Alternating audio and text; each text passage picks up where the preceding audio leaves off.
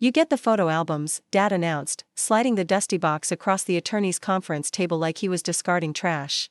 My brother Kevin leaned back in his leather chair, smirking as Mom nodded approvingly at the mahogany deed being placed in front of him.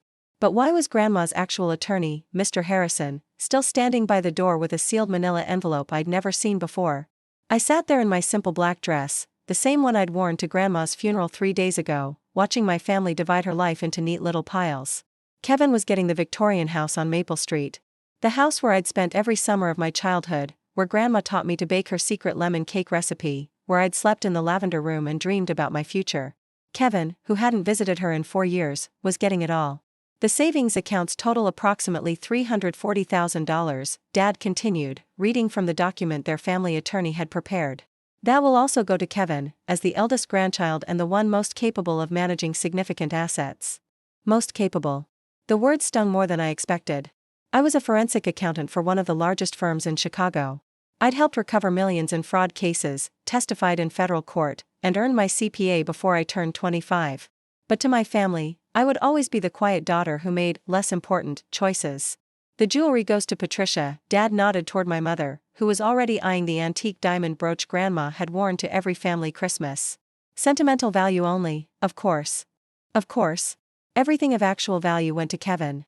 Everything sentimental went to the women. Kevin finally spoke, his voice dripping with false modesty. "I want everyone to know I'll take great care of Grandma's legacy.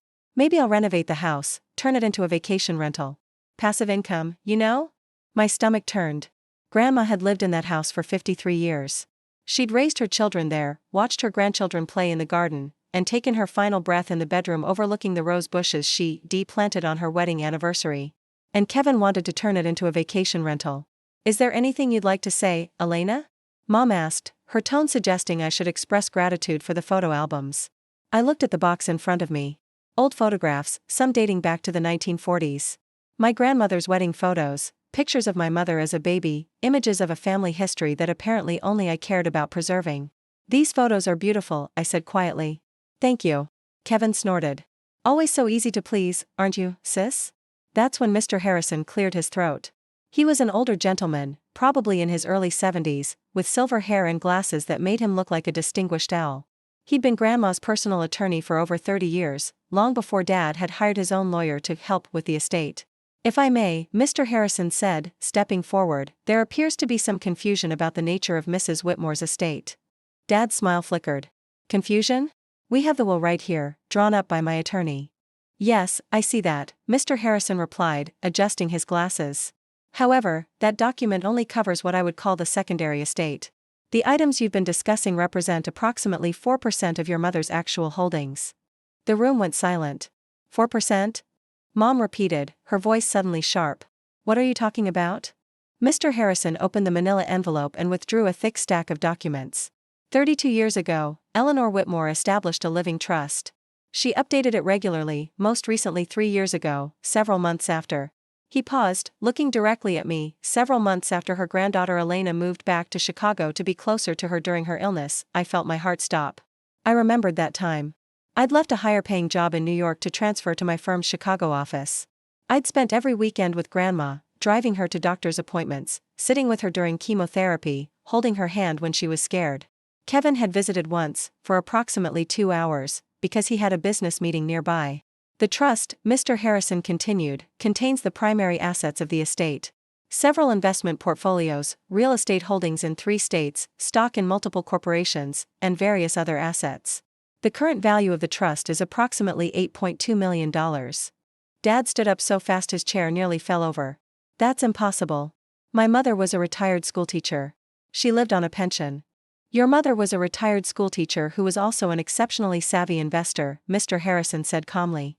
"She began investing in the 1970s, following the advice of a colleague whose husband worked on Wall Street. She never touched the principal, only reinvested the dividends. Over 50 years, her initial investments grew substantially." Kevin's face had gone pale. $8 million? And you're just telling us this now?" "I'm telling you now because this is the appropriate time, as specified in Mrs. Whitmore's instructions." Mr. Harrison turned to face me fully. "Elena, your grandmother named you as the sole executor and primary beneficiary of the Whitmore family trust 3 years ago. You have complete discretionary authority over all distributions." I couldn't breathe. What? I managed to whisper. She left detailed instructions, Mr. Harrison said, handing me a sealed envelope with my name written in Grandma's elegant cursive. This letter is for you personally. But the legal documents are clear. You control the trust. Any distributions to other family members are entirely at your discretion. The room erupted. This is fraud. Dad shouted. She manipulated a dying old woman. My mother would never do this, Mom added, her face twisted with something between rage and disbelief. She loved Kevin. Everyone knows Kevin was her favorite. I looked at my mother, really looked at her, and felt something cold settle in my chest. Kevin was her favorite. That's what they told themselves. That's what they'd always told themselves. Mrs. Whitmore was evaluated by 3 independent physicians during the creation and subsequent updates of this trust, Mr. Harrison said firmly. She was of completely sound mind. In fact, she anticipated this exact reaction and prepared accordingly. He handed me another document. This is a video recording of her final statement, made 6 weeks before her passing, explaining her decisions. She requested it be played in this exact situation. My hands trembled as I opened my personal letter first. Grandma's handwriting filled the page, slightly shaky but still legible. My dearest Elena, I read silently, if you're reading this, then Mr. Harrison has finally revealed what I've been keeping secret for so long. I know you're probably confused, maybe even scared. But I need you to understand why I did this. I kept reading, tears streaming down my face. For years, I watched how your parents treated you differently. How Kevin received everything while you were told to be grateful for scraps. I saw you work twice as hard for half the recognition. I saw you give up your dreams to take care of me, while your brother couldn't spare a weekend. I saw everything, my darling. And it broke my heart. The letter continued, you moved across the country to hold my hand during the worst months of my life. You slept in hospital chairs. You learned my medication schedule. You listened to my stories, even the ones you'd heard 100 times. You never complained. You never asked for anything. And that's exactly why I'm giving you everything. I looked up from the letter to find my family staring at me with expressions ranging from fury to desperation. Well? Dad demanded. What does it say? It's personal, I replied, folding the letter carefully. Kevin stood up, attempting his charming smile, the one he used when he wanted something. Look, Elena, obviously there's been some kind of misunderstanding here. Grandma was old, she was sick, she probably didn't know what she was signing. But we're family, right? We can work this out. Maybe we just split everything equally, forget this whole executor business. Equally? I interrupted, something inside me finally snapping. You want to split things equally now? Where was that equality when I was paying for my own college while Mom and Dad covered your tuition? Where was that equality when I was sleeping in hospital chairs while you were too busy to visit? Where was that equality 5 minutes ago when you were happy to take everything and leave me with photo albums? Kevin's smile vanished. That's different. How? How is it different? I stood up now, clutching Grandma's letter to my chest. You just called her house a potential vacation rental, Kevin. You want to gut the home where she lived for 50 years and rent it out to strangers. That's what her legacy means to you. Elena, you're being emotional, Mom interjected, using the tone she always used when she wanted to dismiss me.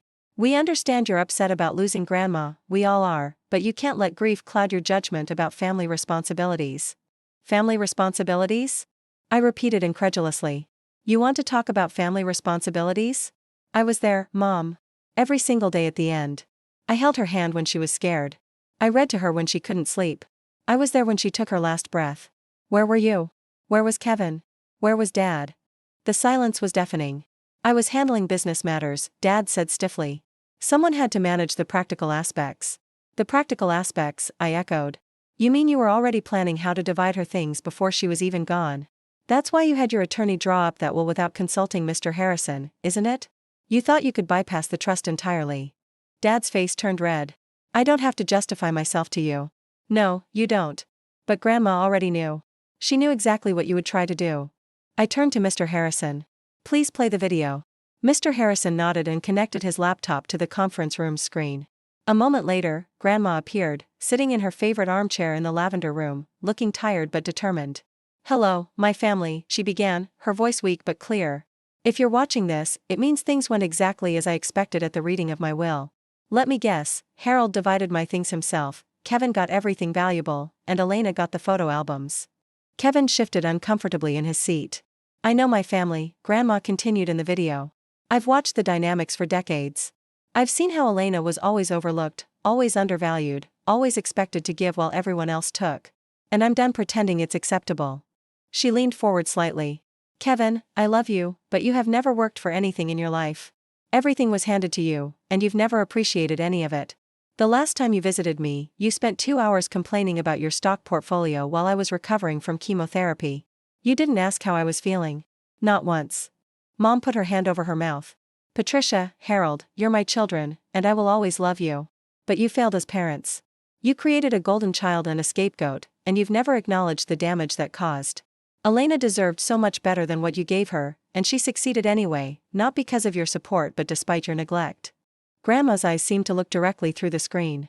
That's why I'm leaving everything to Elena. Not because I don't love the rest of you, but because she's the only one who earned it. She's the only one who showed up. She's the only one who loved me for me, not for what she could inherit. The video continued for several more minutes as Grandma outlined specific provisions. A modest annual stipend could be provided to family members, but only at my discretion. The house on Maple Street was to remain in the trust, and I would decide its fate. Kevin was specifically prohibited from receiving any lump sum payments, though I could provide for his children's education if I chose to do so. When the video ended, no one spoke.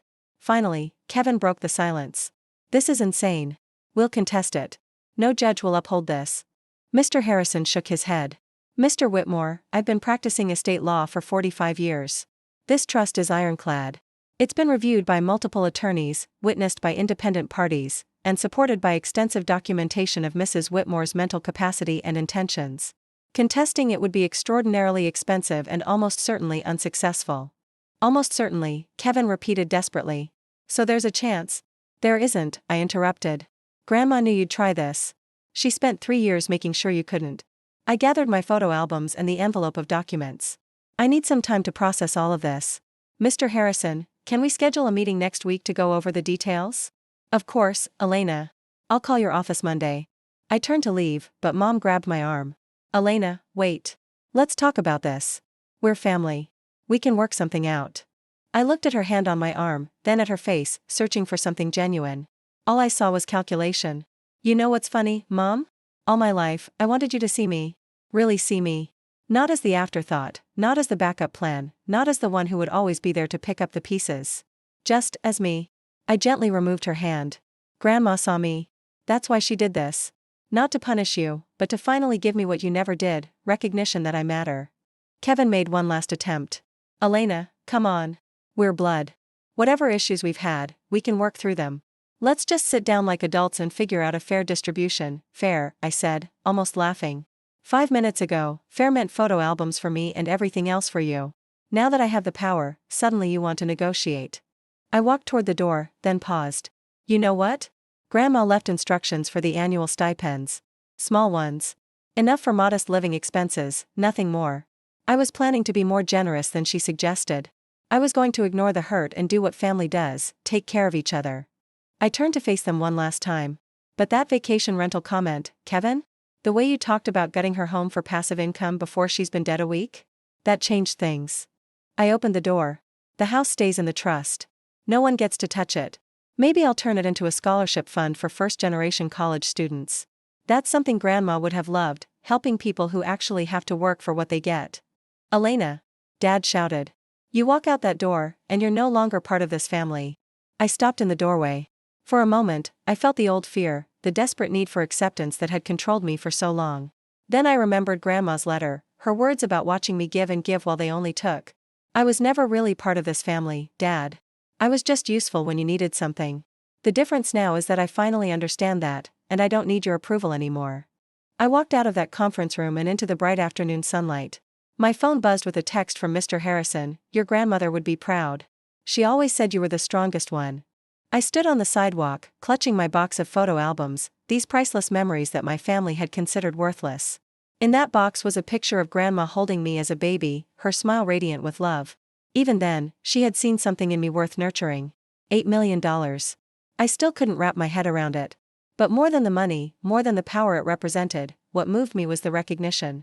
After a lifetime of being overlooked, someone had finally seen my worth and declared it publicly, permanently, and undeniably. My phone buzzed again. Kevin, this time, we need to talk. Dinner tonight? My treat. I deleted the message. 3 weeks later, I established the Eleanor Whitmore Foundation for First-Generation Scholars. The house on Maple Street became its headquarters, preserved exactly as Grandma had kept it, except now it would help hundreds of students who, like me, had to earn everything themselves. Mom called once, crying, saying she never meant to make me feel unwanted. I listened. I even believed part of it. But I also understood something Grandma had known for years: some patterns are too deep to change. I didn't cut my family off completely. That wasn't who I was, and it wasn't what Grandma wanted. The trust provides them with modest annual payments, enough to live comfortably but not lavishly. Kevin had to sell his sports car. Dad had to actually retire instead of consulting. Mom had to learn that diamond brooches don't pay mortgages. They resent me now, openly. I'm the villain in their story, the ungrateful daughter who stole their inheritance. They don't see the irony. But every morning, I wake up in my apartment with Grandma's photo on my nightstand, and I remember her final words to me in that letter: "Don't let them make you small, Elena. You were always meant for more. Now go prove it." And I am. Some people spend their whole lives waiting to be seen by the people who refuse to look. The lucky ones eventually realize that the only recognition that matters is the kind you give yourself, and sometimes, if you're very fortunate, a grandmother who watched everything and decided to rewrite the ending.